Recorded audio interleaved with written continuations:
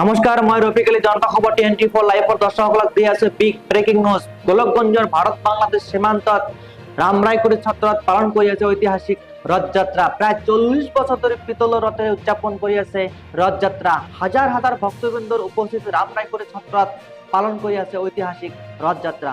আপোনালোকে চাই আছে সবিশেষ। জানিছে আজি ৰথযাত্ৰা, জগন্নাথৰ ৰথযাত্ৰা। এই ৰথযাত্ৰা ইয়াতে আমাৰ ৰামৰায়কুটি সত্ৰশালৰ ৰামৰায়কুটি সত্ৰত পালন হৈ আছে। মহাপুৰুষ শংকৰদেৱৰ শদিয়াৰ পৰা আৰম্ভ কৰি কোচবিহাৰলৈ প্ৰায় 1200খন সত্ৰ আছে।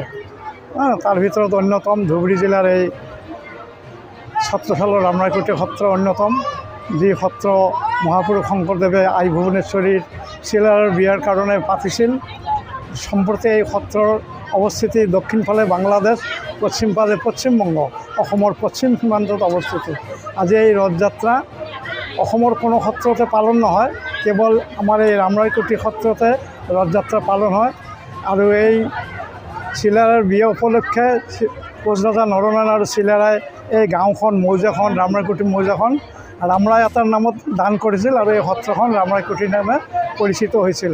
আৰু সত্ৰ প্ৰতিষ্ঠা হোৱাৰ লগ্নতে চিলাৰায় আৰু নৰনাৰায়ণ ৰজাই ভাই সৌৰৰ নামত এই ৰথখন উপহাৰ দিছিল বুলি কয়। আৰু ৰথখনৰ উচ্চতা সম্প্ৰতি 12 ফুট ওখ, 6 ফুট বহল আৰু গোটেই পিতলৰ ৰথ। আৰু এনেকুৱা ৰথ ভাৰতবৰ্ষৰ ক'তো পাবলৈ নাই। আছে বৃন্দাবনত আছে, পুৰীত আছে কাঠৰ ৰথ, এনেকুৱা পিতলৰ ৰথ ক'তো নাই। কেৱল চকাবিলাকহে লোহাৰ আৰু চকাকেইটা। গতিকে আপোনালোকে দেখিছে, প্ৰচাৰ কৰিছে বা কৰিব, তাৰ কাৰণে মই ধন্যবাদ জনাইছোঁ।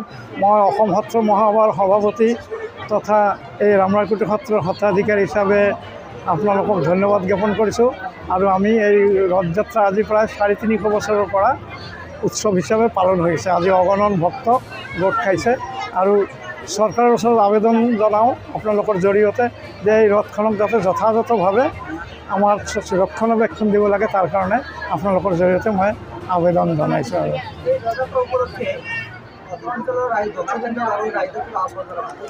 ৰাইজৰ আৰু একাগ্ৰতা দেখাই পাইছে, কিমান ৰাইজ গোট খাইছে। এই অত্ৰ অঞ্চল আৰু পশ্চিমবংগৰ পৰা, অসমৰ পৰা বহু ভক্ত আহি ইয়াত যোগদান কৰিছে। কি কৈছে? আহ্বান এইটোৱেই আৰু যে ৰথখন কাৰণে চৰকাৰে যথাযথ ব্যৱস্থা ল'ব লাগে আৰু মেলাখন যাতে আৰু ভাল হয় তাৰ কাৰণে চৰকাৰে ব্যৱস্থা গ্ৰহণ কৰিব লাগে। কাৰণ DC অফিচে বা প্ৰশাসনে ধুবুৰী জিলাৰ খালি কিহে দিয়ে, পাৰ্মিশ্যনেহে দিয়ে, কিন্তু কোনো তেনেকুৱা বাকী আমাৰ দিয়া নাই। এতিয়া পুৰীত ৰথযাত্ৰা বা সাফগ্ৰামতো দেখা যায় ৰথযাত্ৰা, তাত চৰকাৰে সহযোগ কৰে পূৰাভাৱে। আমাক খালি পাৰ্মিশ্যনখিনিহে দিয়ে, কিন্তু বাকী সহযোগ বৈষয়িক বা বিষয় হিচাপে সহযোগ পোৱা নাই চৰকাৰৰ পৰা। তাই কৰা নাই তেনেকৈ।